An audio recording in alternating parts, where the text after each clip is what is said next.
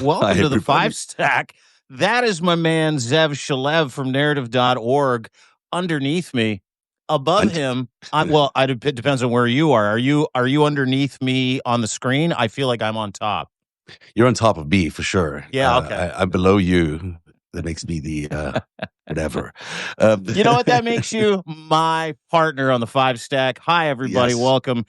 We've been busy beavers trying to prepare for you a hodgepodge of a Fivestack where we talk about the 5 most important stories of the day. It'll be in the neighborhood of 5, might be 6, could be 3, depends on what happens with my man Zev's phone. Hi, Nick Perro. Sorry I was late today. I'll get back to you. Hi, everybody. Dimitri, great to see everybody. We got about 100 people in here. And listen, we love you. We're so grateful you're here. You are the smartest readers and watchers of content in the world. And you're here and you're giving us your time. Thank you, thank you, thank you. Don't forget, you can subscribe for free or paid, doesn't matter. Narrative.org and deanblundell.substack.com is where you can find me as well. We have a jam-packed show today. We're going to try and tell some truth. We're going to suss through fact. We're going to dip into a couple of conspiracies, but only pinky toes. We're not going to put, all the toes like the big toe or half a foot in the water. But we're going to kind of survey. Couple of toes. Well, you got conspiracies, I think. two. You got Yeah. 2 in there, and I'm like, I don't know about that. And then I'm over on the other side with what we know to be true, we know to be factual, and the best available version of who killed Charlie Kirk. And then we're going to get into some of the fallout from that. Donald Trump's still advocating for more violence when he tells everybody to stop being violent. And he is convinced that he has a way to pin this on the left to go after 300 million Americans. And SCOTUS cleared the way for that about a week and a half ago. We'll get to all of that and more today on the Fivestack. Guys, thank you so much for joining us in America, Canada, around the world. 139 different countries represented from our subscribers and our readers and our watchers. So let's get to it, my friend. Where do you want to start today? Wow, what an intro. And it's Friday. So good to be with everyone. Right. Utah authorities arrested 22-year-old Tyler Robinson for the assassination of Charlie Kirk, with FBI Director Kash Patel claiming historic progress in just 33 hours after the shooting. The rifle found wrapped in a dark towel near UVU's campus bore disturbing inscriptions, maybe disturbing, including, "Hey, fascist, catch," and Antifa symbols. Things that are said to be Antifa symbols, I should say. Investigators are still looking at these as could be strategic distractions rather than genuine ideology. We're still looking into that ourselves. Robinson's roommates turned over Discord messages describing the weapons stash, while a private jet mysteriously disappeared from the radar 30 minutes after leaving nearby Provo Airport, which is one of those side stories that might get a little buried, but is still worth investigating. The father in the case here, the dad of Tyler Robinson, is the one who actually turned him in. He basically walked him in, and that's how the whole thing was solved. Yeah. But he had apparently been speaking of late about Charlie Kirk. It'd been political, or so his family had said, more political than before, and was critical of Charlie Kirk. Mm-hmm. This is an amazing time to be alive. For a bunch of reasons. It's a dangerous time to be alive. If you're a sleuth or a stay-at-home investigator, this is an incredible time to be alive. And for us in content, as sad as this week's events have been, as nuclear and prophetic as this week's events have been, with the culminating with the death of Charlie Kirk and now the arrest of this 22-year-old Tyler Robinson from Washington, Utah. What is coming out now is like drinking from a fucking fire hose. So what we're going to try to do is disseminate what we know and what we don't. And we're also going to try to leave a little bit of conspiracy out of it, but we're also going to point you in a couple of different directions. So dealing with Kash Patel saying record law enforcement catch 33 hours, that is such a performative fucking lie. To your point, Tyler Robinson's dad saw his son's picture after the FBI released CCTV stills of Tyler Robinson in a hat, glasses, an America t-shirt with an eagle on the front, limping and walking around the neighborhood, walking out of the campus where Charlie Kirk was murdered. And this man's dad is a man of God. He is a former law enforcement officer, and he confronted his son, called his pastor and Tyler Robinson's youth pastor and said to him, "Hey, listen, we've got a problem and we need to fix it." Now, problem is that the youth pastor is also, or the solution here is also a U.S. Marshal. So the U.S. Marshal apprehended Tyler, delivered Tyler with his dad to FBI headquarters, where Tyler was summarily booked. And that is where he's been. He's now been charged with Charlie Kirk's murder. If you go to deanblundell.substack.com, we've laid all this out for you. You can read about it in detail. You can get to know who all the players, including this gentleman, are. Tyler Robinson, who is alleged to have killed Charlie Kirk. Now, what has happened over the past 24 to 48 hours is absolutely amazing, because the original narrative, and it started with the Washington Post after Charlie Kirk was found, and they got their first piece of evidence, which was this Mauser bolt-action rifle that was found in the woods, allegedly with pro-trans, MAGA, Antifa inscriptions on ammunition. The Wall Street Journal has since retracted that story totally. Oh, It has really? disappeared. It's gone. What we're now learning, and this is very, very important, so I hope everybody pays attention, hit that little heart at the bottom, send that little arrow with the box, share it with as many people as you can. What we're now learning is that Tyler Robinson is from a MAGA family, law enforcement, firearms enthusiasts, in some cases experts, brought up shooting rifles, long rifles, target practice. His family is a gun owning, gun shooting, target practicing, skeet shooting, hunting family, has been their whole lives. Tyler also was apolitical, or thought to have been apolitical, up until the last year, year and a half, specifically in the last 9 to 10 months, from what I understand. Tyler was also a huge Nick Fuentes fan. Tyler was also very angry at Charlie Kirk, apparently, from what we're understanding today, for not being MAGA enough. Now, leading into the Nick Fuentes stuff, he commands an army of a group of gentlemen known as incels that have dubbed their army as Groypers. Now, if you're to believe the emerging narrative and some of the information that's coming out, what appears to be the earliest, best available, most easily understandable narrative about motive, and we don't have motive yet. Keep that in mind. We don't have any facts about why he did it. We don't have his Discord, although his roommate said, yeah, he's getting crazy in Discord. And he handed over all that information to authorities. But this was not a left-wing lunatic. This was not a trans Liberation Army member. This was not an LGBTQ community person. This was not a Dem. This was not a progressive. This was a young man at the age of 22, very confused, completely radicalized on the internet. By who and how remains to be seen. But he was very hardcore MAGA, who showed up on September 10th to assassinate Charlie Kirk because he wanted to send a message and had a very specific reason. So if you talk to anybody and they give you this load of shit about this shooter being not a MAGA guy, but he's a left-wing lunatic and a damn it, and ignore it all. You're starting to see the proxies around Trump that were furthering that narrative and all that bullshit. Nancy Mace 2 days ago, she's like, I heard it was a tranny or pro-tranny. Those are her fucking words. She's now walked that back and said, oh, Charlie Kirk would want us to pray for him because he's not Christian enough. It's truly amazing. And all of this fomented by one Donald J. Trump, who is performatively weaponizing and abusing the memory of Charlie Kirk, abusing his incredibly devastated family by saying this morning that he is going to, quote, beat the hell out of leftists for the death of Charlie Kirk. Yeah, and they've been doing that from the moment Charlie Kirk died. I mean, they've been pushing this narrative that it is some sort of leftist radical from the very second that bullet was at Charlie. And as it turns out, as you're saying now, I mean, there's pictures online now of the shooter wearing a Trump T-shirt. There's a history here of firstly, Utah is a very red place. There's not a lot of Democrats in Utah, but there are, of course, some Democrats in Utah. But law enforcement family from Utah, where he was the sheriff a few years ago, the dad. I mean, this is not a family that would suddenly stray into far left politics. And then you get to see these, the reason there is a narrative that people are saying is a far left narrative is, Yeah. The fascist comment on the bullet that was etched into the bullets. Well, yeah, maybe someone would be so direct as to put their motive like that on a bullet, but then it gets into other weird things like all these Antifa symbols and stuff. Now, I don't know. Maybe Antifa really does exist. I don't. Do you know anyone who belongs to Antifa?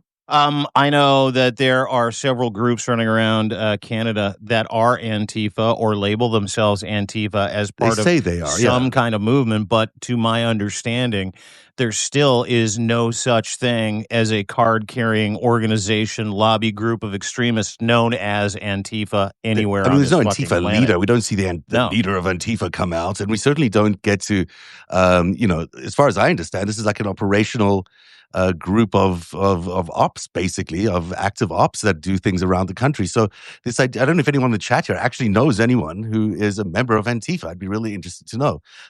Where they go to meetings? Where does all of this happen? Yeah, and Because Courtney asked a great question. She's an Uber follower of mine. Courtney, I love you. You sent me a couple of great texts this morning. She's like, "Where have you been? I haven't seen you in 24 hours." I'm like, "Oh my god, people missed you, man. I'm right here." I had to answer that question a few times. I had to go to the Jays game to wash my head out of all the negative content yesterday with I took Schmidt. the afternoon off to go and cover the baseball because the news wasn't important. Okay, no problem. Well, it was important, but I had scheduled this game with Schmidt the other day. Steve Schmidt from The Warning. We're both baseball Steve's buddies. important. You can't mess with Well, that. it's not that he's important. It's just that we have a fucking great time going to Jays games together, and it was a 3:07 start. And I'm like, Zev, I don't think I'm going to make it. I need to go cleanse my mind of all the murder, So, Yeah. But sorry, where were we? You asked a question. Antifa, and I was like, Yeah, I don't Antifa. know who. I don't know the Antifa members. No, Yeah, I don't. We're seeing a lot of people here that are like, yeah, I don't know any. So and nobody Antifa really thing does. Is a creation in some ways. I mean, it sort of existed. Remind me, a few years ago, there was a shooting in Oregon. I can't remember the city is. I did a big story on it way back, and I'll pull it up in a second. There was this conflict. Someone died. There was supposedly an Antifa versus right wing confrontation, but the Antifa thing where just the right wingers play acting. They're LARPing basically as Antifa.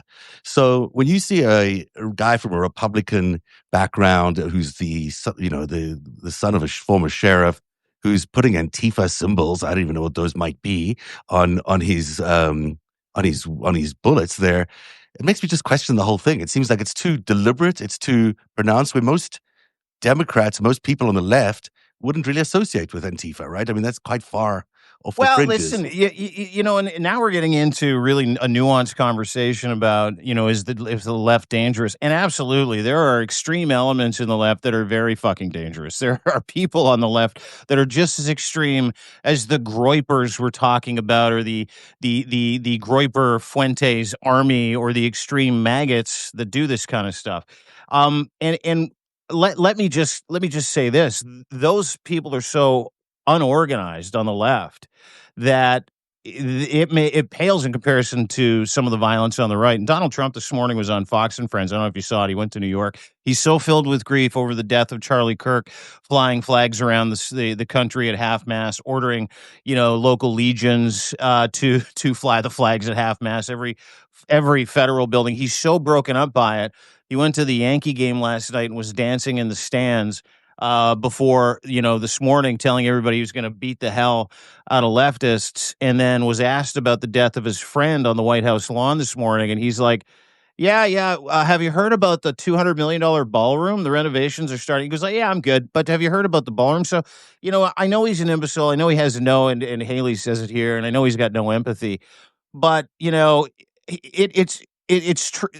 If you look for signposts of, how he's dealing with this, or if this is important to him, he certainly he doesn't have any, right? No, and he so hasn't have feelings. No, it's fascinating. And the other that fascinating part of this conversation that I'm starting to see people have, which I'm really happy about, is the fact that there could be more here than just the fact that there's an extremist maggot who hated Charlie Kirk's vacillation on a couple of issues, or just hated Charlie Kirk and shot him to prove a point. But there's an increasing conversation about whether or not Donald Trump knowing what we know now, that the gentleman that shot Charlie Kirk is not Antifa, he is not trans, he is not pro-trans, he's not a left-wing lunatic. If Trump is going to continue to run with this narrative because of what the Supreme Court did the other day, clearing the deck for him to effectively go and arrest, detain anybody, anywhere, anytime. Look, this notion of him calling the radical left, this is his quote today, are vicious and horrible. For someone who's like a president of the United States to be out there publicly a day or two after all this, this event is happening, to not want to calm and unite a nation is malpractice of the highest order. I mean, this is treasonous almost, to be inciting further violence instead of saying, "Hey, no, let's take a break here." Based on a lie. Yeah, based on a lie, based on the thing that he probably knew it was a lie, because there's two things that are just going back to the narrative building here. First, the narrative started building right after Charlie Kirk was assassinated. Yeah, this is a radical left, whatever thing. Then it continued into this arrest, where we had these bullets supposedly, are as motive, as the and the Wall motive. Street Journal doing Trump a favor by saying that, we found pro-trans inscriptions and engravings on ammunition in Antifa, and they literally, the Wall Street Journal literally this morning after the governor of Utah gave that weird press conference where Kash Patel's like, "I'll see you in Valhalla, brother." It was crazy. They literally deleted the story. Yeah. They didn't even detract it. They just fucking deleted it. So you've got, there's an obvious attempt to build a narrative that's really concerning when you think about the fact that, was this narrative preconceived prior to the shooting? I mean, there's an alternative to the story we're being told that this is an assassin who acted on his own with no one else. The alternative would be, well, were they planning to commit a crime? Someone was planning to commit a crime and pin it on the left. That way, it would make sense with the narrative that they were building right out after the shooting.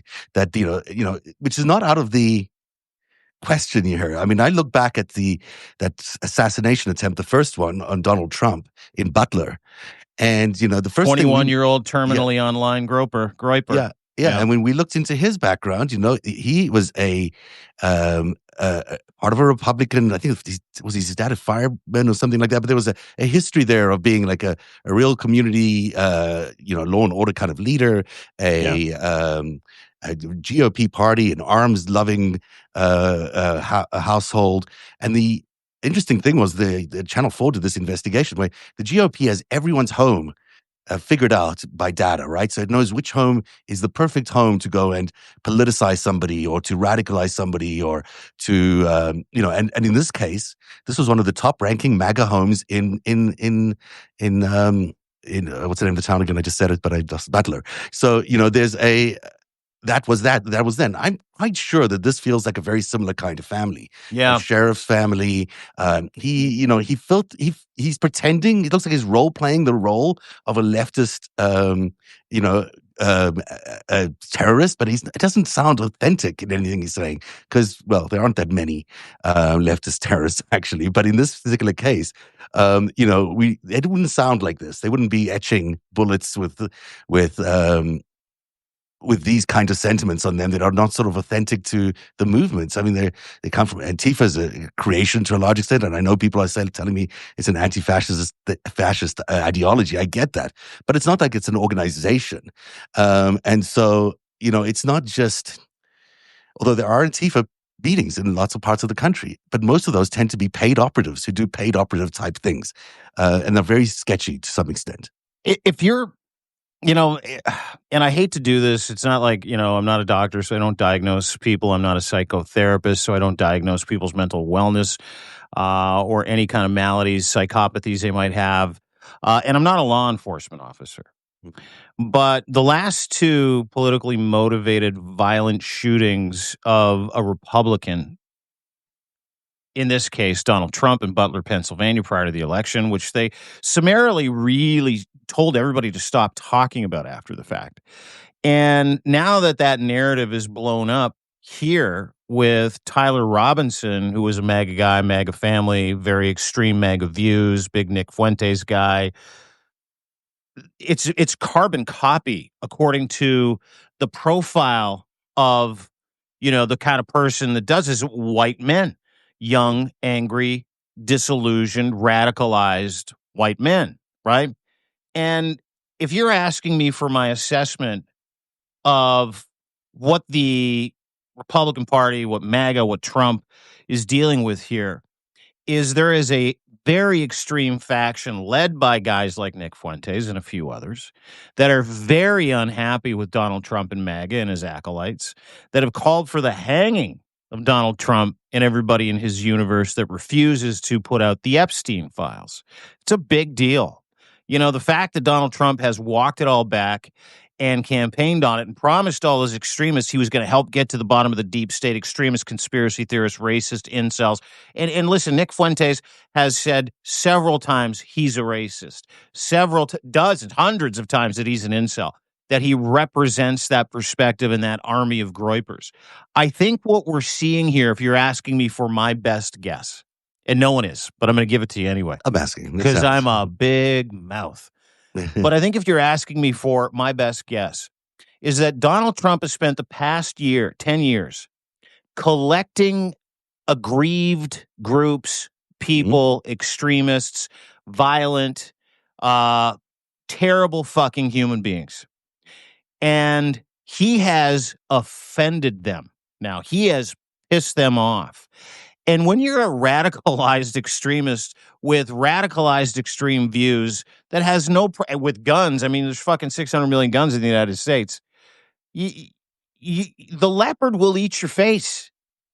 The leopard will eat your face. And in this case, my opinion, just my opinion, is that Donald Trump has a very, very serious Groyper problem, very serious MAGA extremist problem that is trying to take out certain members of MAGA because he didn't give them what he promised them to help him get elected in 2024. Except that makes a lot of sense. But Charlie Kirk was very, very critical of Donald Trump till the very end for not releasing those Epstein files. He, in fact, was one of the biggest voices. Was he very, very critical, or did he vacillate a few times? No, very, very. He vacillated for a day. You know, at one point there, Trump gave him a phone call, and he stopped for a day, and then he continued. He didn't actually stop. He said that he had, that he needed to find the courage to talk about this. And I played a couple of clips like this on a narrative last night, and I can play them for you now. I mean, Please. These are. I'm going to just plug this in, though. It's a little complicated, but I'll show you in a second. These are very radicalizing. By the way, this is where we dip our toes in a conspiracy, but these are plausible conspiracies, right? These are reasonable conversations to have about other possibilities. We're not saying that this is the case. These are just reasonable, avenues or options as to motivation or the who, the what, the where, the when, and the why. So let's go with Zev. And listen, I love my man Zev, and he's been like nuclearly right several times. So what you're about to talk about could be the case, and I know what you're going to talk about because you put a great piece out on narrative.org. But walk us through that option or motivation or possibility for the murder of Charlie Kirk, if you can. So as you've been pointing out, Charlie had a conversation with Donald Trump a few weeks ago after he first came out and said that there was a real problem with the Epstein files and he wanted to see them released completely unredacted. Trump called him up, said, "You got to stop." And he did. He stopped for a day. He said, "We're not going to touch the subject anymore." And then he got back to it the next day because he realized that he really needed to touch the subject because, whether you take us, he built an identity and a business on the subject. Yeah, look, it's good for his company to do this. It's a business decision, but it's also, I think, heartfelt in his case. I think he really felt like he needed to find the courage. And there are some reports out there, and we'll get to Bibi Netanyahu's response, saying that Charlie Kirk was concerned that if anyone is going to kill him, it'll be the Israelis who are going to kill him for pushing the Epstein files stuff. And I was surprised by the tone and tenor of what he was saying. Here's one of those moments that I think really is quite. I think this one works. Let's see. I hope this plays. This is no longer just speculation. First of all, the evidence that shows that Epstein was a creation of either Mossad, Israeli intelligence, American intelligence, Saudi intelligence, or maybe he was just a hired gun. Maybe he was just a guy that countries would go to and park a couple $100 million and say, hey, can you get one of the members of the royal family with a 13-year-old so we can get them to do what we want to do? Members of Congress are actively being blackmailed. The Epstein playbook is being used on a daily basis. Jeffrey Epstein was not a financier. He was not a hedge fund manager. Jeffrey Epstein was a key player in a multi-decade blackmail operation against the most powerful people on the planet. So, he's saying, if people are asking for the exact date, I don't have the exact date on that. I'm just surprised by I've got a readout on all the different things he's been saying of late. So there's not an inaccurate description that I just described, that he had taken that time off after the Trump phone call, but then went right back to it and asked for it again. And I guess the biggest thing that sort of struck me in doing all this research around his fallout with Laura Loomer, this is a thing that, did you see what Laura Loomer had said about him just a few weeks ago? No. Well, it's really fascinating. So Laura Loomer a few weeks ago says, I think this is somewhere midsummer again. I haven't got the exact date in front of me. But by the way, do you want to quickly send Waj a text? I'm having a hard time with it because I can't do it with my phone. I've invited him to the actual chat, but Waj has done some absolutely incredible reporting with Danielle Moody this morning on the Left Hook on this subject, and we wanted to bring him in because I think you've got to invite him. I don't think I can invite him. Yeah, I did invite him. Just let him know via text because he said he's available now. Yeah, that'd be great. Okay, he'll join us in a minute. So this is Laura Loomer about Charlie Kirk. I don't ever want to hear Charlie Kirk claim he is pro-Trump ever again. After this weekend, I'd say he has revealed himself as a political opportunist, and I've had a front row seat to witness the mental gymnastics these last 10 years. Lately, Charlie has decided to behave like a charlatan, claiming to be pro-Trump one day while he stabs Trump in the back the next. TPUSA was only able to thrive thanks to the generosity of President Trump. Then she goes on to list her complaint was that Charlie moderated this conversation with some guy named David Smith. I don't know who Dave Smith is, but he apparently is a typical Groyper. I probably don't know the Groyper part of the world, but he's a conservative spokesperson who speaks on behalf of. He's a little bit anti-Trump in terms of Iran and the actions taken on Iran, and he's been a little critical of Trump. So Charlie had this guy moderate and they did a conversation at Turning Point USA's conference, and the reaction from Laura Loomer and company was quite outrageous. I mean, so it started off with Laura Loomer, this 3-page thing. Hey, Waj, welcome. Good to see you, buddy. Hey guys, which scandal are you talking about? Are you talking about Epstein? Are you talking about Groypers? Are you talking about the shooter? Isn't it all the same thing? Not being transgender? Are you talking about Nancy Mace all of a sudden now praying for the alleged shooter? Are you? She hopes he finds Christ. By the way, Nancy does. Yeah.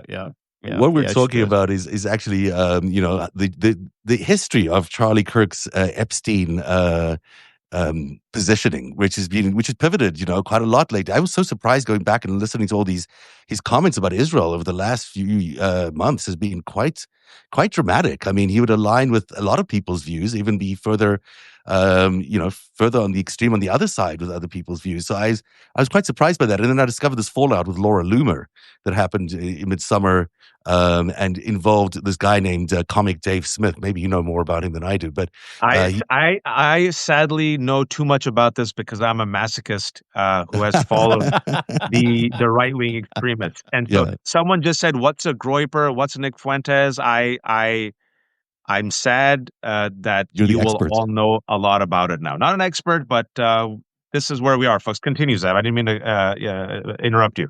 No, my point was that I played a clip from Charlie, which was very revelatory about Epstein. It was accusatory. Big time. It was. It would have upset. It would have upset Donald Trump. It would have upset Bibi Netanyahu, and so. At least I don't think it's. There's more I can play, but we should probably just talk because it's so much better to hear from you. Well, and let's just, if I can too, let's just kind of because Waj, you did some incredible reporting with Danielle Moody this morning. I was lucky enough to be part of your audience, watching you guys. You had thousands of people across both platforms on Twitter, and you blew something up for me that made sense. If you go back to the Butler shooting, that this gentleman Tyler Robinson seems to be a very extreme version of MAGA. Seems to be, which we're seeing some of those receipts, part of that community that you have unfortunately seeded your life with over the past couple of years, which is so intense. It's QAnon,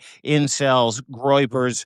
What are you kind of, because listen, we talk about ideology and motivation, and we're starting to see, in my opinion, and I believe you to be true, leopards eat faces here. But what do you know about Tyler Robinson? And take us through the whole Groyper conversation if you can, because it's fascinating. Yeah. Yeah, thank you. I'll try my best to connect the dots. This is an ongoing situation. I'll just give you the facts and the evidence, and you then make the connections.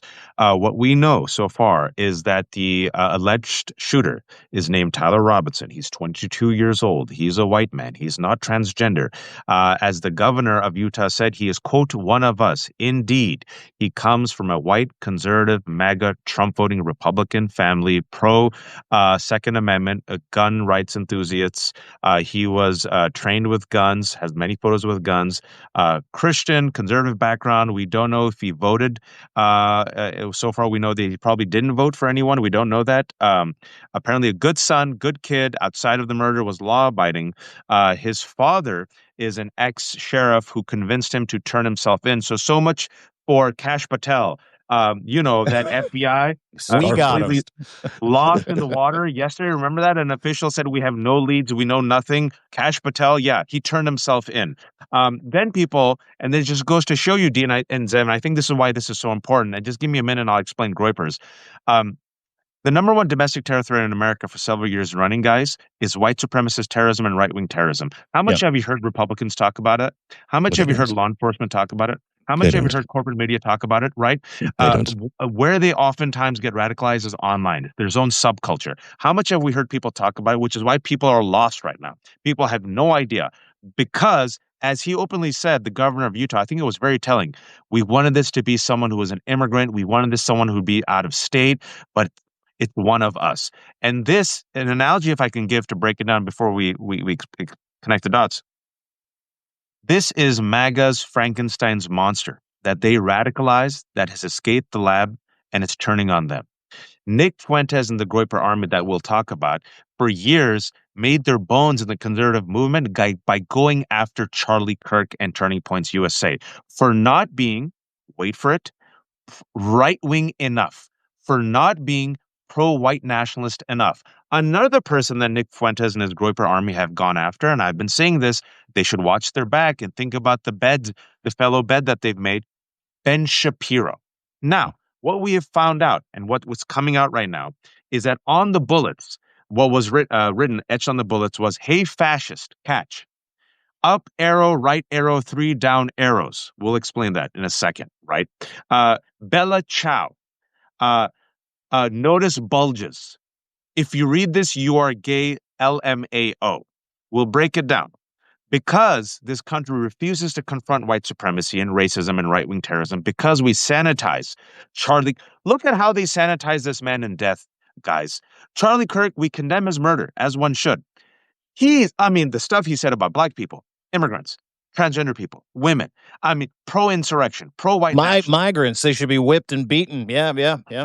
Look at yesterday. I watched football.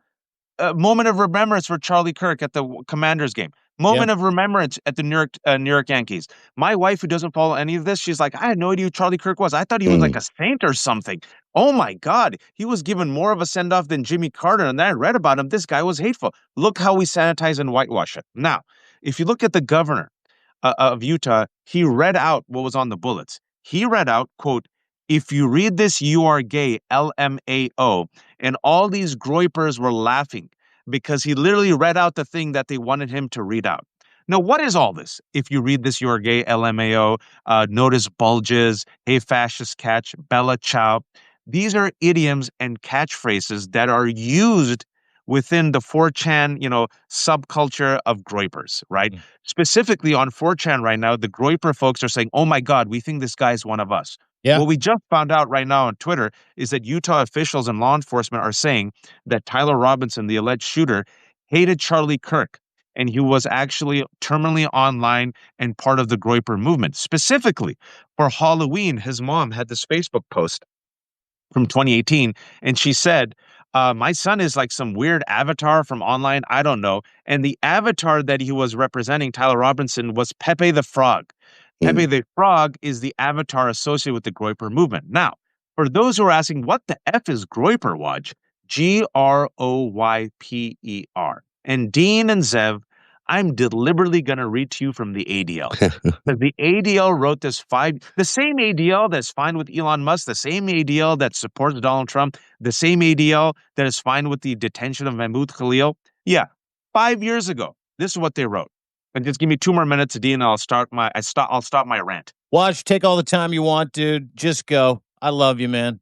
Groypers are a loose network of alt-right figures who are vocal supporters of white supremacist and America First podcaster Nick Fuentes.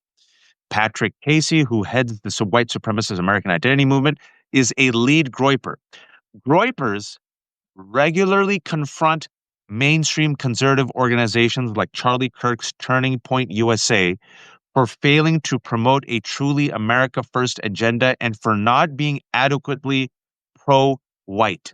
Many Groypers hold racist and anti-Semitic views. Fuentes is careful to position Groypers not as a white supremacist, but rather as a Christian conservatives who oppose, among other things, immigration, globalism, gay and transgender rights, and feminism. They align themselves with Christianity and traditional values. They are America first. They mean that the U.S. should close its borders, bar immigrants, oppose globalism, and promote traditional values like Christianity, and oppose liberal values such as feminism and LGBTQ plus rights. Nick Fuentes said Hitler was based, makes jokes about the Holocaust. Nick Fuentes, folks, and I've been on this for 2.5 years. Yeah. I've been asking people openly, and every time I go on Piers Morgan, all these right-wing shows, I ask them, folks, why did Donald Trump dine with Nick Fuentes, the leader of this Groyper army, and post-anti-Semitic Kanye West? Well, he didn't know anything about who Nick Fuentes was. Okay, after the fact, after he was told, The Guardian reported that Donald Trump did not condemn, he still hasn't condemned Nick Fuentes. It's been 2.5 years because he realized it would hurt his base. Ever since Nick Fuentes was invited to dine with Donald Trump, Dean, and Zev, I'm like, oh shit, we are in it. This is something. I mean, Charlie Kirk was bad, folks. He was a hateful extremist who was pro-insurrection and white nationalist. These people are more right than Charlie Kirk. And the fact that Donald Trump dined with them, I'm like, we're in a bad situation. You know who else Can we just supported him? underline that? Sorry, Waj. Sorry, You're saying that the shooter of Charlie Kirk came from the extreme right, not from the extreme left. What we know so far, based on the facts of what we know, it seems very likely that instead of the left, because I'm glad you mentioned that, because the stuff that was etched on his bullets, and this is why law enforcement, corporate media is not ready for this moment, guys. You could even see the governor of Utah said this, it might be anti-fascist. You know who also called Charlie Kirk a fascist? Groypers. You know who also uses the famous anti-fascist song Bella Ciao? Groypers. You know, notice the bulges. The bulges is a reference to penis, transgender stuff. If you read this, you are gay, LMAO. If you go to the 4chan and read them, this type of language, Groypers, commonly using gay. The person who uses Pepe the Frog as their avatar, Groypers. You guys with me? And the the arrows, he was using arrows. We don't know what this means. Okay. Up arrow, right arrow, 3 down arrows. You know what that's a reference to? The game Helldivers 2. Yep. Game Helldivers 2, if you do up arrow, right arrow, 3 down arrows, you drop a bomb. The game Helldivers 2, folks, it's like Paul Verhoeven's Starship Troopers, a fantastic movie, a very knowing satire on fascism, where you literally are the bad guys. You're like this white fascist democratic army, but you're fascist. So Helldivers 2 is a clearly satirical anti-fascist game that the right wing has co-opted as part of their movement, right? Much like how they tried to co-opt Lord of the Rings. They don't understand culture. Much like Palantir, right? Peter is literally a spying orb in Lord of the Rings, much like Donald Trump made himself out to be a Lieutenant Kilgore, Robert Duvall's character from Apocalypse Now, a freaking psychopath. Much like Donald Trump had himself with a red lightsaber like the Sith. So this is what we're dealing with. It's all news. I'm just giving you the facts right now. I'm very confident. If I'm wrong, so be it. No, I think you're right. Looking at what people are posting online, it does seem like there's a lot of information coming out right now about his connection to the Groypers and about his affiliation with Nick Fuentes. And the fact that David Schuster just said, according to Utah officials and police interviews with his family, Tyler Robinson hated Charlie Kirk because Kirk wasn't conservative enough. Robinson reportedly admired Nick Fuentes, and the GOPers are now scrubbing X posts about Dems faster than DOJ erases Trump name and Epstein file. I hope that was helpful for everyone. This is just all the news is coming out. We're connecting the dots. He's the alleged shooter. He turned himself in. This is the evidence that we know. So for 3 days, we've been told that by the right wing, by the president of the United States, by a whole bunch of people surrounding MAGA, that this is a left-wing lunatic, possibly a trans person, possibly, any number of other descriptions, Antifa, you name it. And what you're saying is that is completely untrue. That I think Donald Trump was on Fox News this morning calling the left the problem, saying that the radical left needs to be dealt with. And what you're saying is that this came from the other extreme completely. Yeah, and not only that, if I could, just before we let Waj kind of, respond again, not only that, Donald Trump said that no bullets come from the right, they all come from the left. Mm-hmm. He also said he's going to beat the hell out of leftists, right? He also said he's going to eradicate leftists. He also labeled them fucking terrorists, which gives him that Section 232 that he can go and apply to 320 million Americans who hate his fucking guts. So this is an opportunity, in as much as anything else, that we're watching kind of break apart. But, it's truly fucking fascinating because, in my mind, Donald Trump, Roy Cohn's school of fuck you, he's going to just continue to drive that point home, regardless of any fact of this leopard eating his face and killing Charlie Kirk. Zev and Dean, look, it's even more terrifying because I tweeted this out yesterday because I had a feeling, and I've been tweeting this out for a couple of days. I said, folks, without any evidence, Donald Trump, MAGA, the entirety of the right wing, Laura Ingraham, Jesse Waters, Greg Gutfield, libs of TikTok, they have blamed the left. There was no suspect. There was no motive. And I said, folks, what happens if the shooter ends up being a radicalized Trumper, much like the guy who tried to kill Donald Trump in the failed assassination attempt? What happens? What will they say? What will they do? And now you're seeing it. They're so shameless. They try to incite, folks, this is why it's important, Dean, what you said. They deliberately have tried to incite violence against the left for the past 3 days. Wired magazine had, showed all the tweets, and then yesterday did another article doxing of teachers. Threats have gone up, right? Civil war, that's the words that they used, right? They incited the president of the United States without any evidence. This is what he said, Dean. I have his quote. Mr. Trump said that liberal criticism of conservatives was, quote, directly responsible for the terrorism that we're seeing in our country today, and it must stop right now. Mm-hmm. They want the violence. They were literally stoking that violence. Nancy Mace blamed transgender people, no evidence. Donald Trump blamed transgender people, no evidence. And just to put a fine pin on it, the utter lack of knowledge, expertise, unwillingness to confront the problem of right-wing extremism. Yesterday, the Wall Street Journal recklessly promoted that news item. Oh, that the shooter's rifle appears to be engraved with statements expressing transgender and anti-fascist ideology. But I want to read this. It's very important. What they didn't mention is the following. But senior law enforcement official with direct knowledge of the investigation cautioned that report had not been verified by ATF analysts, did not match other summaries of the evidence. And this is the key one. We're witnessing it today, and might turn out to have been misread or misinterpreted because they refuse to acknowledge the radicalized group within MAGA that is more radical and extreme than Charlie Kirk. You think they knew this at the press conference? You think they knew that this guy was... I don't think... Because look at the governor of Utah. You know how I know they didn't know? The governor of Utah did the thing that Groyper wanted him to do. Yeah, he read out loud, if you read this, you are gay, LMAO, and they thought that was hilarious. Yeah. So let me just kind of posit this then, Waj, which is, I think one of the next logical questions. if we're looking at a situation where a Groyper, an extreme maggot, someone who's way more extreme than Charlie Kirk, as Charlie Kirk's murderer, I want to go back to Butler, Pennsylvania. The profile of the young man that we're told to believe was a left-wing lunatic who tried to take Donald Trump out, which created this incredible photo op and this unbelievable distraction, and was one of the principles of, MAGA pushing him to the front of the line to win in 2024. He fits, as we talked about to start before he joined us, almost the exact same fucking profile. Yeah. White, young, male, gun enthusiast, Republican. Former Trump voter, radicalized online because Trump wasn't far right enough. Yeah, and trained with weapons.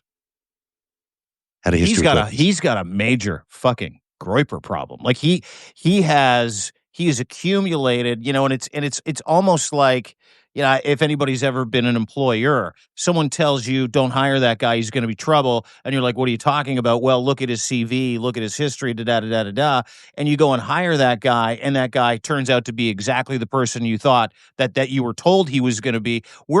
If I'm not mistaken, the best available narrative, according to the information that we have and the information that you're breaking along with Danielle Moody and several others, is that's indeed what we have here. Is Donald Trump has danced with the wrong people. These people have done what we knew that they do because they're radicalized, violent extremists, and they're starting to take out their own. Look, we would try to be very responsible here. We're just telling you the evidence that is coming out. All the evidence that is coming out, folks. First and foremost, not a transgender shooter. Fact. Nancy Mace, Wall Street Journal, Don Jr. should apologize. They won't. Not an immigrant. Fact. Not a person of color. Fact. And all the anti-fascist stuff that they try to equate to Antifa without any evidence, folks, I'm just letting you know that language is used by the Groypers. And what we're finding out now more and more is he was very much online. If you go to 4chan and look at Groypers, they're calling him one of his own. They're saying, oh, shoot, he might be one of ours. If we look at all the ideology, the culture, the idioms that were used, it is all consistent with what happens within Groyper culture.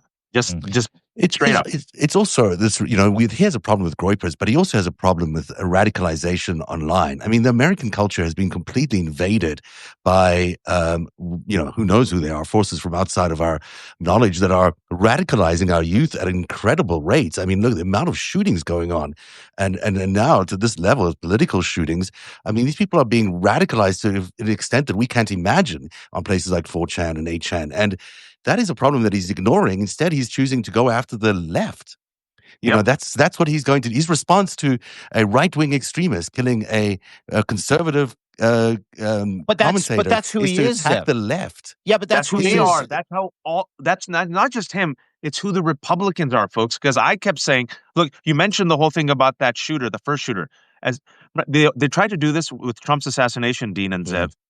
And remember when it came out, it was a white Trumper or former Trumper, mouse farts. Remember when Vance Bolter, the man who had the hit list of 70 people, killed Melissa Hortman and her husband and their dog and shot 2 other people, found out to be a white Republican Christian nationalist Trumper radicalized by QAnon? Yeah. Mouse farts. Yeah. You haven't heard about him. I kept the receipts. And so I kept saying, once this is discovered, they're going to move on. Nancy Mace did a 180 where she's praying for the shooter. She's praying for the shooter now. Because he's a white man. Because he's a white man, most likely part of the Groyper army. And I want to remind everyone that Mitt Romney 2 years ago, when he was releasing his autobiography, he said his own Republican colleagues are terrified, not of Antifa, not of people like you and me, not the left, whatever that is. They're terrified of right-wing violence by their base. That's what he said. They have radicalized their base, Dean and Zev. And now that army kind of belongs to Trump. And what Zev and I have said, and Lev, I think he's joined us, is that Epstein is a fracture, man. Epstein is a major fracture in MAGA that people who haven't followed the Epstein files or MAGA, they don't realize it. And Charlie Kirk, before he died, he went all in with release the files because he was he did. That's the thing which doesn't make sense to me, is that he was all in on the Epstein files. And, I heard whispers yesterday that no matter who was going to be arrested for the shooting yesterday, that the actual operation was designed to send out a deflection. That, the whatever would come out would be a deflection. And the shooting itself was perhaps, attributed to other forces, let's just say that, who really wanted to stop this Epstein train from moving. Because, Charlie Kirk and Megyn Kelly have a massive audience. And in the recent weeks, they've been fully behind the notion of releasing these Epstein files. Yeah. That is not going to be unnoticed by MAGA or Israel, or Russia, or anybody that doesn't want the Epstein files out. So, it's maybe not the apparent reason that's going on here, but there's something in the background of all of this which I can't help but ignore. That I can't ignore is that the call that they were putting together, the push to release the Epstein files came from them. That is it's come from MAGA. It's come from right wing. Yeah. And look, Israel was on top of it. Benjamin Netanyahu, pretty busy being a war criminal, came out yesterday and said on Newsmax, Israel was not responsible for the assassination, which was a weird thing to say, right? Because the right wing was promoted all these anti-Semitic conspiracy theories about that Israel was doing a false flag operation, yada, yada, yada, right? So you have to be in the know, and you have to know that one of us, listen, man, MAGA America, right-wing America, and especially white conservative America, will they look in the mirror? It is one of yours, and I don't think they will. And then I just want to quote Trump in the morning. How do we fix this? Is Fox News, folks. I'm sure you played this if you haven't. This is the exact quote. Fox News. How do we fix this country? Donald Trump, the president. I couldn't care less. That's an exact quote. And I can play it for you. I'll play it for you right now. Yeah. And we're going to look into that. What do we do about our country with that? Because we have radicals on the right as well. We have radicals on the left. People are watching all of these videos and cheering. Some people are cheering that Charlie was killed. How do we fix this country? How do we come back together? I'll tell you something that's going to get me in trouble, but I couldn't care less. The radicals on the right oftentimes are radical because they don't want to see crime. Oh, my God. And we're going to look into that. What do we do about our country with that? Because we have radicals. You get the general idea. Couldn't care less. The president of the United States. By the way, he went on to say, bullets never come from the right. They always come from the left. I mean, he is not moving from the script. And he knows. I mean, the president of the United States, he knows ahead of time, before everybody else. This is an operation. He is lying. He is covering it up. And he's trying to not just distract everybody, but he's trying to point the finger at other people, specifically anybody who dissents from his fascist authoritarian takeover of the United States, so that he can create another opportunity. And to Waj's point a little bit earlier, this is a fucking opportunist, and this is the party of opportunism. They don't give a shit that Charlie Kirk died. They only give a shit that they lost their campus guy that acted as a funnel for his youth movement. That's what they really care about. What they give a shit about after Charlie Kirk is murdered in cold blood by one of MAGA's own extremists. What they really care about is what they can do with the memory of Charlie Kirk, canonizing Charlie Kirk as a fucking saint, giving him half-mast flags all over the country and moments of silence before fucking Yankees games, because guess who was at the fucking Yankee game yesterday? The Washington Commanders and the Packers game. Guess where Donald Trump lives? Washington, D.C., and guess who he has great relationships? Roger Goodell and Rob Manfred, and they're in his pocket as well. This is an operation that starts at the top and goes to the bottom. But more importantly, Waj, this is also an opportunity that Donald Trump can't afford to miss for a variety of reasons, because it's an incredible distraction. It's a great way to point the howitzer at the wrong people so you can take out a whole bunch of different dissenters and political opponents and other people. And I go back to his Oval Office address, which is fucking weird, and I don't want to talk about the AI aspect of it in just a second. When he labeled them all terrorists, said it was time to eradicate them, because that is the opportunity at hand for MAGA, and he's not going to fucking slow down, Wash. Not for facts. I want to say, look at who he is. I want to say three things in response to you real quick. Donald Trump, I've compared him to a rabid rat. He's now in a corner due to his health, Epstein, the economy.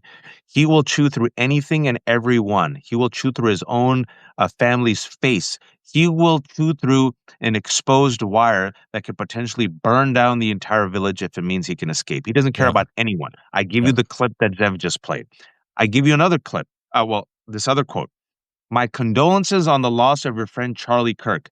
How are you holding up? A reporter asked him earlier today.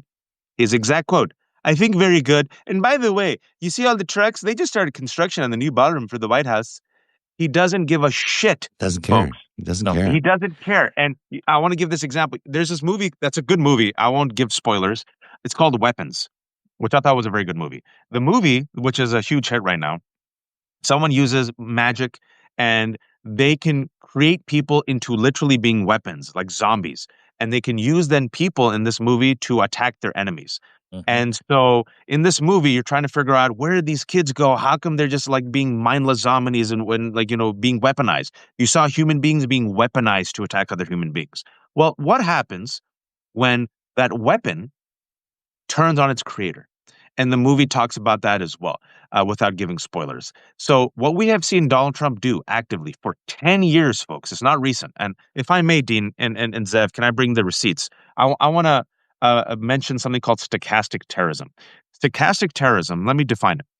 Stochastic terrorism describes how public figures use inflammatory, dehumanizing, or hateful rhetoric that can create an environment where it becomes statistically more likely, though not individually predictable, that an ideologically aligned person will commit a violent act. 10 years ago, Donald Trump, running for office, openly tells people to beat up the protesters, said he'll pay for their legal fees, uses Stalin's language to call the media enemy of the people, right? Makes a list of all these people who are his critics. Cesar Sayoc, a Trumper, sends mail bombs to kill those people. He is in jail right now. Donald Trump blames the deep state. Trumpers try to attack law enforcement. Donald Trump and MAGA attack Dr. Fauci. Trumpers try to assassinate Dr. Fauci. Donald Trump incites a violent insurrection. Trumpers come with weapons, beat up cops, and chase Mike Pence, whom Donald Trump threw the wolves. Donald Trump has also gone after poll workers like Ruby Shea and her, like Shea Moss and her and the mother and daughter who said they Ruby were Freeman, right? yeah, Ruby Freeman, right? Donald Trump, a Trump voter, attacked the CDC last month, killed a cop. A Trump voter tried to kidnap Governor Whitmer. A Trump voter burned Josh Shapiro's house, right? A Trump voter who was radicalized tried to kill him. And now you're seeing, with the news that we have, we'll find out more, but it seems very likely, based on what we've seen, that this alleged shooter was a Groyper. You're seeing a type of Trump-supporting right-wing extremist take out Charlie Kirk for not being America first enough. The weapon is being used against them, right? A Trump voter killed Melissa Hortman. A Trump voter is the one, the Trump voters are the ones threatening teachers. And teachers had to send, if you remember that letter, to piece of shit, useless Garland, Merrick Garland, to protect themselves. You're seeing stochastic terrorism in real time over the past 10 years. And if you think I'm making this up, folks, Dean, Zeb, the language of the last 3 days, the language of the last 3 days against the left. Yeah, the thing that I think is happening here as well, though, is Epstein's, one of the biggest voices out there calling for Epstein files to be released has been silenced, and probably has had an impact on everyone else who's calling for the Epstein files to be released. They're probably silenced right now, and it doesn't matter that the weapon was from the right or the left.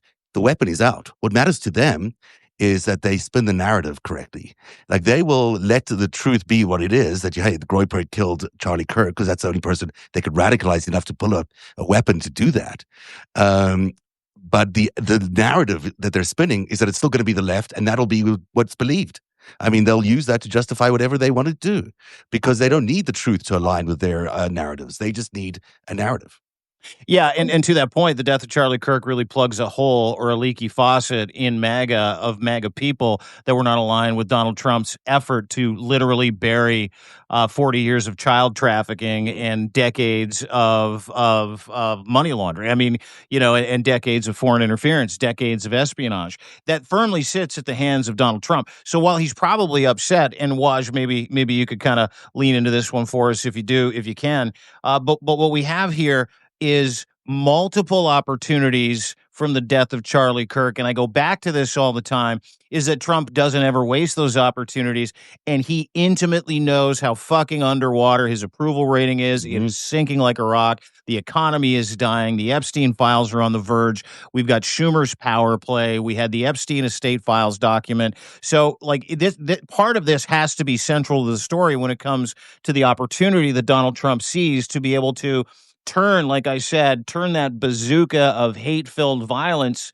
to people who want to see the Epstein files, also acting as a warning to maybe the Groypers that, hey, listen, we'll come after you. But to your point, he has never acknowledged any of the extreme violence that is wholly attributed to Trump voters. He has only ever used these opportunities to be able to enrage, to incite, and to ask for further violence, which he's continuing to do. Not once has that dickhead, not once has he said, it's time to calm fears. That's what real leaders do. Not once has he said, hey, guys, let's bring the temperature down. He says, that kind of violence shouldn't be allowed on the White House lawn this morning. And then he goes out and goes, but we got a left-wing lunatic problem. We're going to beat the hell out of him. And also, he pardoned the violent insurrectionists, all 1,600. Yes. Even the ones with violent backgrounds who tried to beat up cops. Furthermore, they've made Ashley Babbitt a violent insurrectionist who was radicalized by, wait for it, guys, QAnon, into a martyr. They've given her family $5 million for a wrongful death settlement.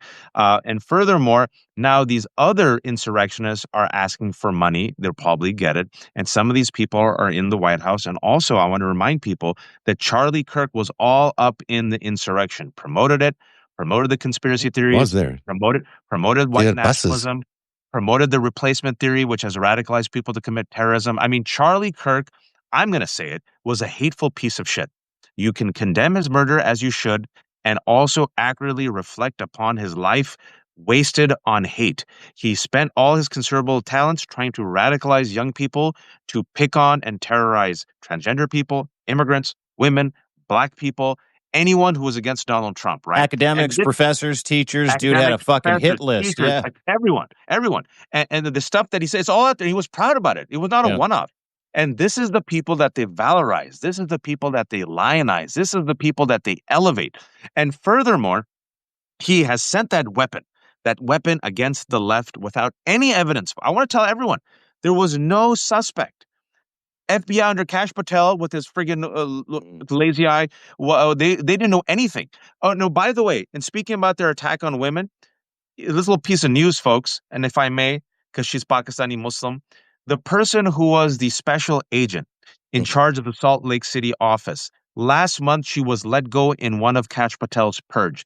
Mehtab Sayed, known as a legendary agent, extremely respected, extremely competent, qualified, 24 years of experience, brown-skinned Pakistani-American Muslim woman, my peeps, who was there, let go Dean and Zev last month by Kash Patel and his purge. Right now he's being sued by FBI agents, which meant there was a vacuum of experience and leadership in that office, which is why there was just complete chaos. Suspect taken in. Oops, suspect lost. Well, do we have any leads? We do, but not really. And then he had to turn himself in, right? So we're seeing these people.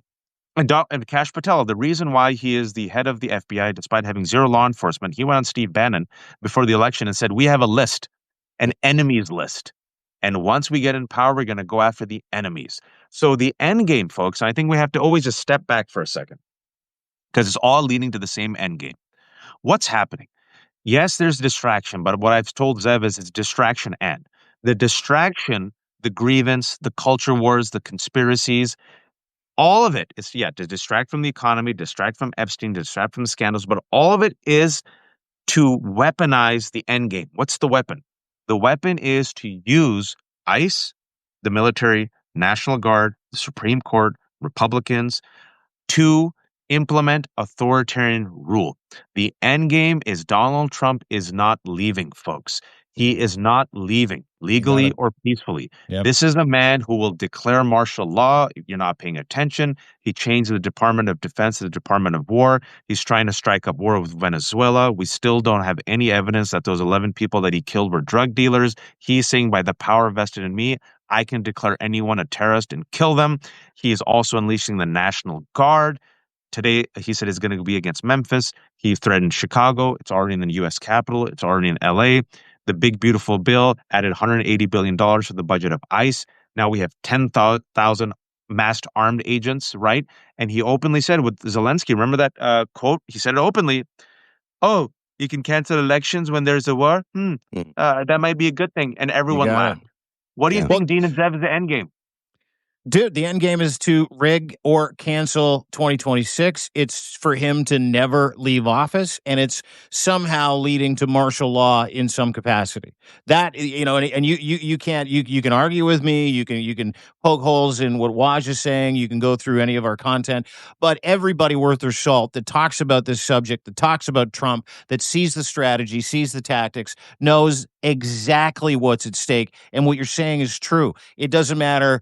It doesn't matter what Trump says. What Trump is doing is trying to terrify the United States into voting for him or not voting for the other guy, trying to prevent you from voting in 2026, trying to declare that he will never leave office. Everything that I see. And when he first came out and started destroying world economies and decided that he was going to start sending the National Guard into cities that didn't have a problem, you could see the strategy. This is another level of strategy where the opportunity that exists here is for him to really put teeth into it. But the teeth that he's looking for, they have to come with receipts. A guy like Donald Trump has never had receipts to do the things that he's doing. I mean, he has sent the National Guard, ICE goons, DHS, CPB into cities to literally disappear thousands of people, sent them across the world to concentration camps, sent them to concentration camps that he had specially built by his friends that he gave money to build these things for. He is detaining and torturing Americans and migrants. There's 120 fucking Canadians in ICE detention facilities across the United States that families have no, and I'm just talking about the Canadians' perspective, no idea where they are, and they're not getting answers, and the Trump regime doesn't want to give them fucking answers. Not one. This all fits into the plan, and the plan is, how the hell do we keep Donald Trump in power, and how do we create how do we create an environment and a climate that says, folks, we just can't have an election. Trust me, it's important that I stay in office. I think it's really well said, but I also want to add that I think what they did with, murdering Charlie Kirk was they took out freedom of speech, and they took out our ability to prosecute justice, because with Charlie Kirk's speech, denied the way he has been now because of his murder, who's going to speak out? Who's going to speak out about the Epstein files now? Who's going to want to bring truth to power for this president? Because you know what happens when you do that? Look what happened to Charlie Kirk. That's the message they're sending everyone. That's the message they're sending everyone in Congress. They're saying, don't be so easy with your votes or whatever it is that you're doing. We could take out one of our own, basically. Well, Alex Padilla, senator, he's not safe. Mayor Baraka of New Jersey, he's not safe. They took out guns against Maxine Waters. She's not safe. What they're saying is, you go against us and you threaten us, we're going to take you out. And which is why I want to remind Eric Swalwell, folks, 6 months ago, Democrats said, my Republican colleagues are terrified of their base. Why wouldn't they be? Did you see what they did to Mike Pence or tried to do to him on January 6th?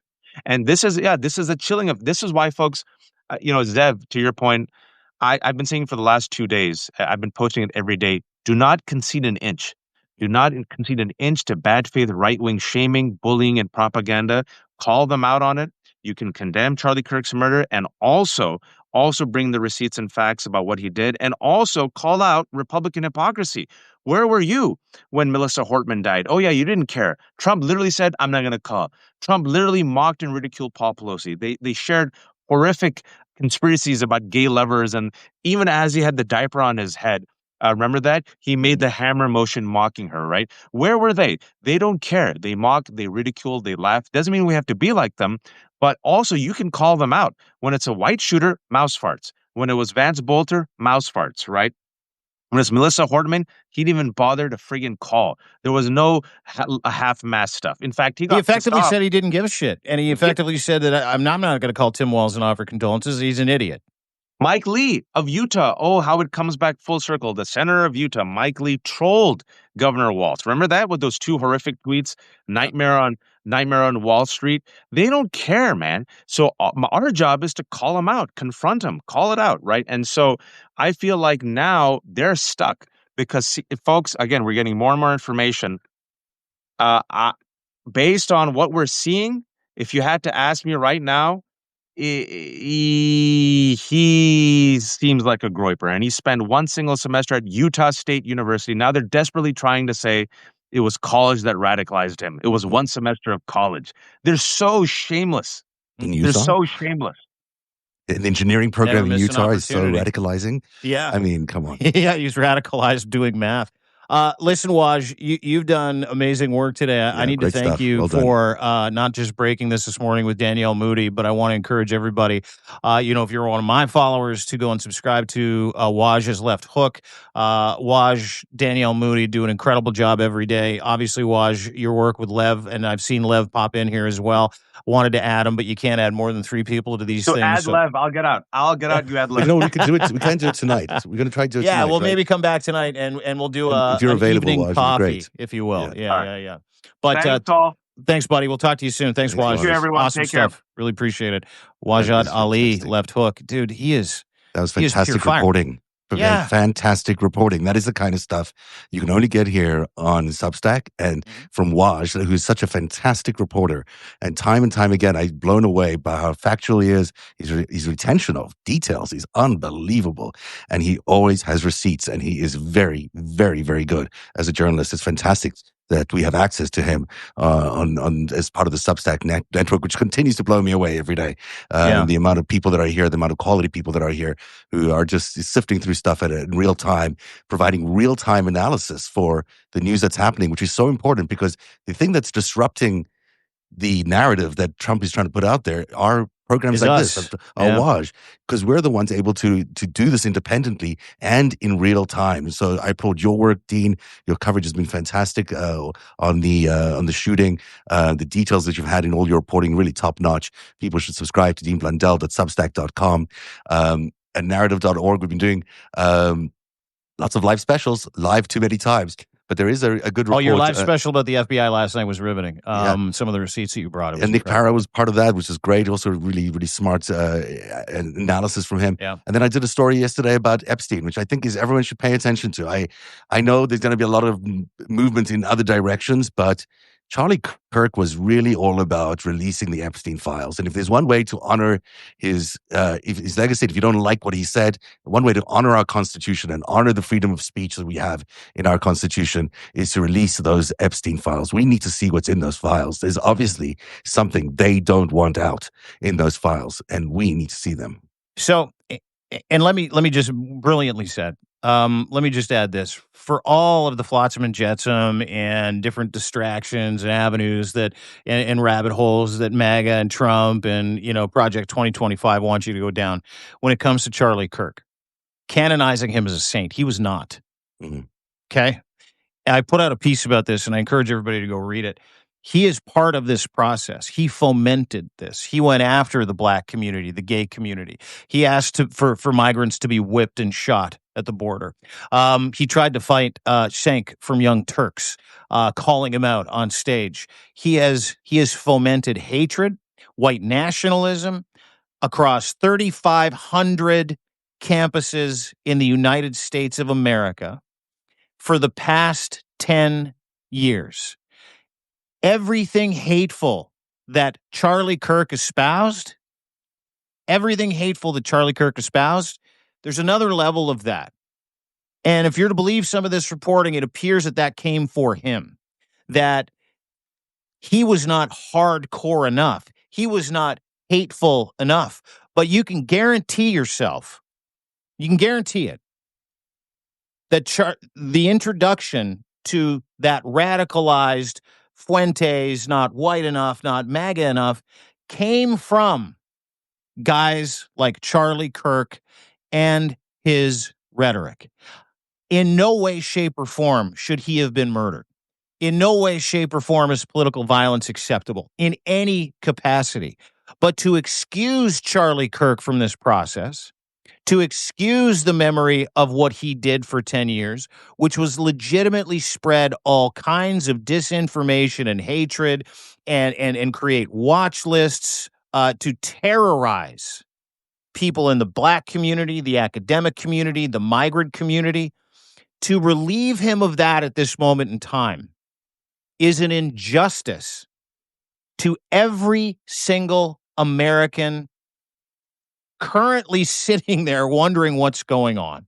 It's an injustice to relieve Charlie Kirk of any culpability of the environment that eventually took his life is a disservice to the truth. And I think it's very important that people understand that. I think it's also incredibly important that we have sympathy for the humanity of his death. I think it's incredibly important that we separate a horrific act from the gentleman that helped create the environment that made those horrific acts, which we continually see from that one side of the ledger, possible. So never forget that. And yes, you can have sympathy. And yes, you can feel terribly for his family. And I encourage everybody to. Separating the human aspect from the professional aspect. And I said this in a piece that really outlines Charlie's culpability in the climate that is creating what we're seeing. I said this in a piece today, and I mean it, and I think it's a good place to kind of sign off. Is Charlie Kirk's death is as tragic as his professional life. Remember that. Remember that. You can say tragedy exists where Charlie Kirk died, and I did not want Charlie Kirk to die. When I found out he was dead, it was shocking. Political violence, murder, hurting someone for their perspective, no matter how hateful it is, creates a much bigger problem and a bigger vacuum for hate to exist and perpetrate. So make sure that you separate those two and make sure that you understand. And I think there are a lot of people here that are like, yeah, that's totally cool. But I need you to kind of understand that Charlie Kirk, although not responsible for his death, created an environment where that kind of violence is permissible. And I think that's very important to remember as we take off today. Can I just add one little footnote to that? Because having listened to a lot of him in the last 24 hours, I think he had begun to realize that he wasn't that critical a thinker and that he'd evolved in the last year or a few months at least, especially around the Epstein files. It's really remarkable listening to him talk about that.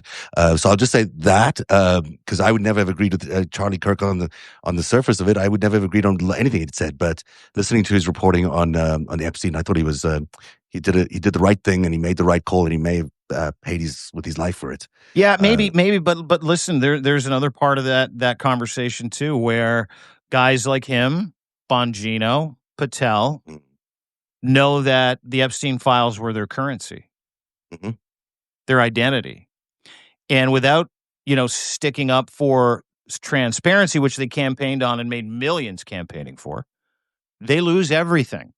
Then what are they left with? A derelict, dotard president that has no problem taking people out, that has no problem firing you, demeaning you, reducing you to nothing. So did Charlie Kirk have a choice? I don't know, but I can't see it any other way at this moment in time. And I appreciate what you said, but I mean, I think you got to put all the intentions and you got to put all the pieces on the board when you're sussing out the life and death of Charlie Kirk. Absolutely. Well said. That is the Fivestack today, a special edition talking about Charlie Kirk's shooter and his real identity. We'll be back tonight with a special at 8 or 9 p.m., we think, with Lev and Dean and Waj, hopefully, and others who can join us then because we'll have a capability to do 5 speakers at one time. That's the show. Thanks for being here, everybody. And thanks, Dean. We'll see you later on. Appreciate it. Guys, love you. Hang in there. Believe the truth. Look for receipts. Ask for them. Follow people you trust. Subscribe. Free or paid, doesn't matter. Paid also is an incredible gift to us to continue to do the work that we do. So thank you for everybody that is here. Thank you for spending time with us. I say this all the time. We're in it for you because we are you. So thank you for riding with us. And we will see you either tonight at 9 o'clock, probably 8 or 9 o'clock with Lev and Waj, or for sure back here on Monday for the weekend roundup with Lev. And of course, our Fivestack again on Monday. But have a wonderful weekend. It's Friday night. I forgot about that. Bye, everybody. I know, right? Yeah. Bye. Bye. Happy Friday. Bye. Bye.